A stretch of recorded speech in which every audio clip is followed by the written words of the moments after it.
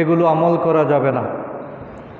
এগুলো একান্তই তার ব্যক্তিসত্তার সাথে সম্পর্কিত এবং আল্লাহ তাআলা তার রসুলকে স্পেশাল কিছু নেয়ামত দিয়েছেন, মুজেজা দিয়েছেন। আল্লাহ তাআলা তাকে বিশেষ বিশেষ কিছু দান করেছেন, যেটা মানুষ ইচ্ছে করলেও সেগুলো সব গ্রহণ করতে পারে না। যেমন আল্লাহ রসুল রবিউল আউয়াল মাসে জন্ম নিয়েছেন। এই জন্মটাও কোনো মানুষের হাত নাই।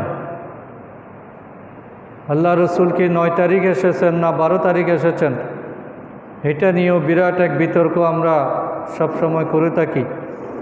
কিন্তু আসলে জন্ম তারিখ যাই হোক না কেন,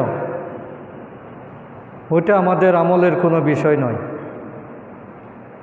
যেটাই হোক, যে তারিখেই হোক, তিনি দুনিয়াতে এসেছেন, এটাই সত্য। এতটুকু জানলেই হয় যে তিনি অন্যান্য মানুষের মতোই স্বাভাবিক মায়ের পেট থেকেই পৃথিবীতে আগমন করেছেন। সেখানে তারিখটা আমাদের জন্য খুব বেশি ইম্পর্ট্যান্ট নয় এবং এটা নিয়ে গবেষণা করা, সময় জ্ঞাপন করা, তর্ক বিতর্ক করা কোনো প্রয়োজন নেই। কারণ জন্ম তারিখ এটা যদি এত গুরুত্বপূর্ণ হতো, আল্লাহ রসুল নিজেই সুস্পষ্টভাবে বলে দিতেন। কিন্তু ইসলামে জন্ম তারিখ, মৃত্যু তারিখ, জন্ম তারিখ এগুলো নিয়ে খুব বেশি উদযাপন করার কোনো সিস্টেম নাই, যেটা আমরা বানিয়ে নিয়েছি।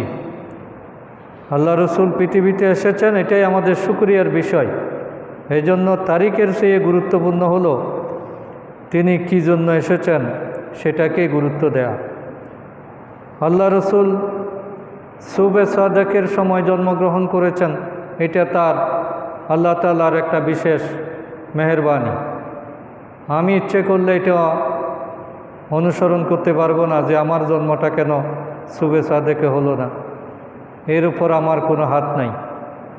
আল্লাহ রসুল মদিনা মক্কাতে জন্মগ্রহণ করেছেন, আমাকে কেন বাংলাদেশে পাঠানো হলো, এই নিয়ে আফসোস করার কোনো দরকার নাই।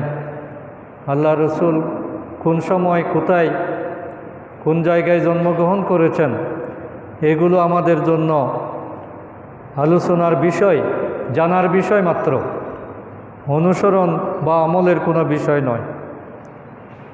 আল্লাহ